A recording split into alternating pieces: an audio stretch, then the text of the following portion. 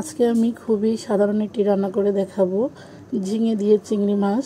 তো ঝিঙেকে আমি কেটে নিয়েছি, আর পেঁয়াজ, কাঁচামরিচ, চিংড়ি মাছ, একটু রসুন বাটা, জিরা বাটা, আর লবণ, হলুদ, মরিচ, ধনিয়ার গুঁড়া, এগুলো আমি এক পাশে রেডি করে নিয়েছি। আসলে উপকরণগুলো যদি রেডি করা থাকে, রান্নাটা কিন্তু খুব সহজেই তাড়াতাড়ি করা যায়।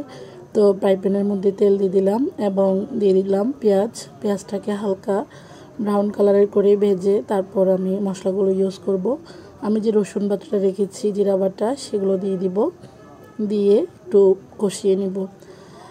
আদা রসুন বা জিরা যেটা ইউজ করেন না কেন, সবজিতে অবশ্য আদা দিচ্ছি না, যে আমরা যে বাটা মশলাটা ইউজ করি সেটা তেলে দেওয়ার পর একটু গন্ধটা যাওয়া পর্যন্ত অপেক্ষা করতে হবে। সাথে সাথে গুঁড়ো মরিচ, অন্যান্য উপকরণগুলো দিলে কিন্তু তরকারির টেস্টটা নষ্ট হয়ে যায়। তো আমি এখন একটু গন্ধটা যাওয়া পর্যন্ত অপেক্ষা করলাম। তারপর আমি যে গুঁড়া মরিচটা রেখেছি, মশলাগুলো, সেগুলো সবগুলো একসাথে দিয়ে একটু হালকা নেড়ে চেড়ে তারপর একটু পানি দিয়ে দিব, মশলাটা যাতে পুড়ে না যায় সেজন্য। তো পানি দিয়ে একটু কষিয়ে নেব। কষানোটা এমনভাবে কষাতে হবে যাতে করে তেলটা মশলার উপরে উঠে আসে।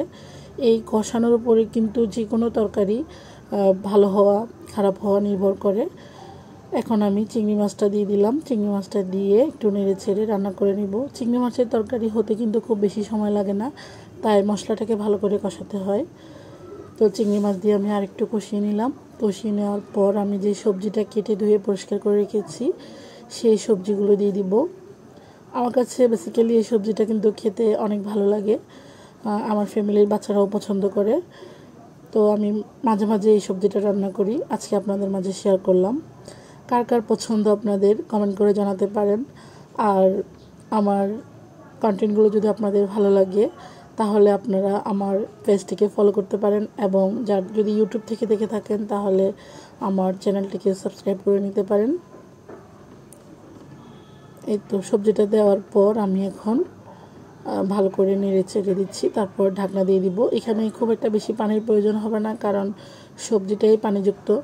এটা ঢাকনা দিয়ে ঢেকে দেওয়ার পর সবজি থেকে অনেকটা পানি বের হবে, ওই পানিতে অনেকটা সেদ্ধ হয়ে যাবে। দেখুন আমি কোনো পানি ইউজ করিনি, সবজি থেকেই পানিটা বের হয়েছে। তো ওই পানিতে আমি কষিয়ে নিচ্ছি।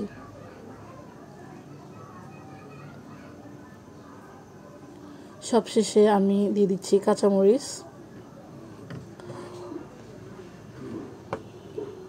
আমার হাতের কাছে ধনেপাতা নেই, ধনেপাতা থাকলে আপনারা ধনেপাতা দিবেন। ধনেপাতা দিলে কিন্তু তরকারির টেস্টটা অনেক ভালো হয়।